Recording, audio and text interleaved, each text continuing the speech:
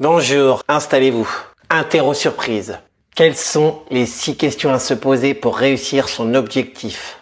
Vous avez 2 heures. J'aimerais savoir quel est votre prochain gros rendez-vous. Et la course la plus importante cette année, je vous retrouve dans les commentaires. On va revenir sur un mot important, l'objectif. Bon, tu les poses quand tes questions? Patience. Quand je pose les questions, quel est ton objectif? Je veux passer mes manches, quart de finale. Je veux gagner mon préféré. Je veux me faire plaisir. Je vais te taper si tu redis ça. Parce que quand tu roules mal, on sait, toi et moi, que tu vas pas te faire plaisir. Quand je gratte un peu, et au final, sur 100% des objectifs souhaités, très peu arrivent à obtenir ce qu'ils veulent. Pourquoi?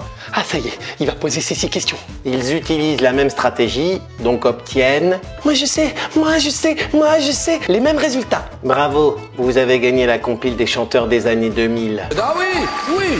Beaucoup de pilotes ont l'obsession du résultat. Plus ils avancent dans leur journée de compétition, et moins ils arrivent à obtenir ce qu'ils veulent. C'est comme le domino. Une touche peut être une mauvaise pensée, quelque chose qui nous embête, les pattes froides. Donnez-moi votre carnet, jeune homme, vous dites trop de sottises, je vais écrire un mot à vos parents. Le jeu va s'enchaîner jusqu'à la fin et le résultat souhaité n'arrive pas. Et on passe par tous les états. La tristesse, la colère, la frustration.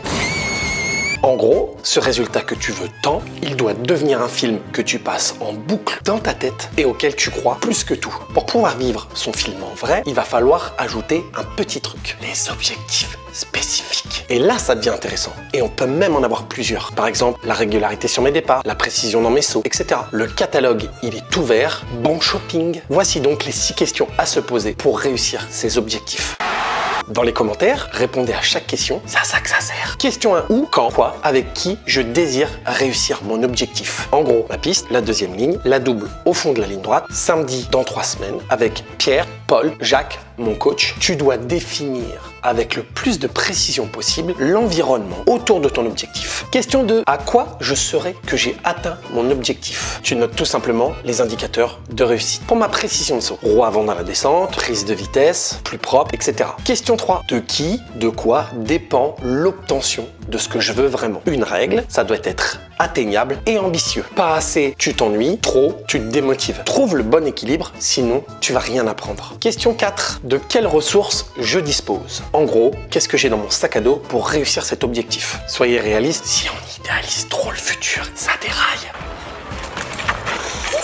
Question 5, ça commence quand? Ça finit quand? Il est important de mettre un début et une fin à cet objectif. Sinon, on commence à repousser en tombant malade et en attrapant ce qu'on appelle l'excusite aiguë. Et s'il n'y a pas de fin, on ne peut pas faire de bilan. Question 6, bon, en fait, il y a 2 questions. Qu'est-ce que je pourrais perdre à atteindre cet objectif et qu'est-ce que je pourrais gagner à l'atteindre également? C'est les conséquences en fait. Pour faire simple, tu réponds aux questions, tu passes à l'action, tu récoltes et tu kiffes. Et les résultats vont pointer le bout de leur nez. Prenez vos cahiers de texte et notez vos devoirs. Répondre aux questions dans les commentaires. Attention, c'est noté. Ceux qui ne le feront pas auront une punition. En attendant tes prochaines compétitions, tu peux t'abonner à la chaîne ou alors regarder d'autres vidéos qui vont t'aider à t'entraîner au mieux comme celle-ci. À bientôt!